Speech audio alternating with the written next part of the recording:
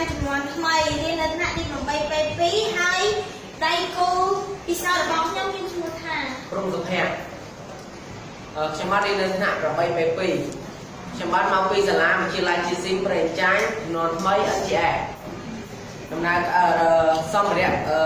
ពិសោធន៍អំពីសញ្ញាកាសឬលំហពូខ្យល់សម្ភារៈពិសោធន៍មានដូចជាខ្សែពួរចាំដៃធំពេកដែលមានទឹកនៅក្នុងស្រាប់និងរងកូនចាំដៃទូចនិងទឹកអាកុលទឹកធម្មតានិងក្រដាសជូតមាត់ហើយនឹងដៃកែដំណើរការពិសោធន៍យើងត្រូវយករងមកត្រាំនឹងទឹក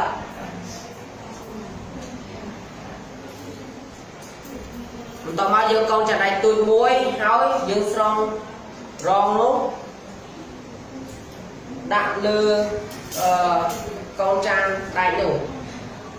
បន្តមកយើងយកក្រដាសជូតមាត់មូលវាដាក់ចូលក្នុងកូនចានដៃនោះហើយយើងបាញ់ទឹកអាកុលវាបាញ់ទឹកអាកុល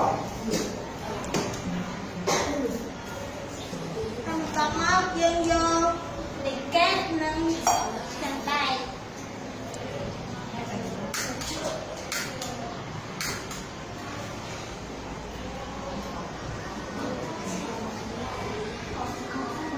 តមកយើងយកវាទៅត្រាំទឹក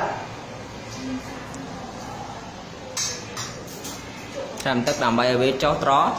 ជាអមជាមកទៀតសោវ៉ាន់កូនតមកយើងបាញ់ទឹកវាថែម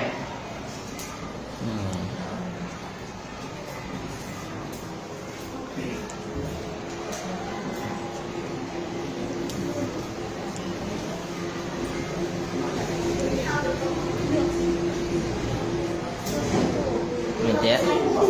មកទៀតហើយបន្តមកយើងយកខ្សែពួរទាញវាដើម្បីបញ្ជាក់ថាការពិសោធន៍នេះសញ្ញាកាសឬសញ្ញាកាសឬ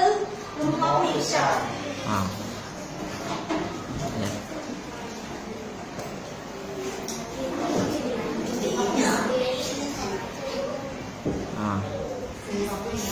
mà tiền rồi vậy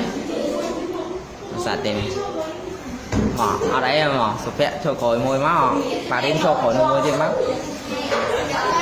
tôi còn tôi mọt đây mà còn phê nữa bà tiền nhiều giót mà bà tiền ở đối với mới sọc này cho chui khẳng đi môi máu bà đến cho chui khẳng đâu môi má đấy hả tiếng người ta tiếng nhiều giót tiếng mất ok mà ta đau cái môi mà ta làm tập kho vì sao thằng nào đấy trong vì sao là bọc nhóm rất ban chụp gầy con mà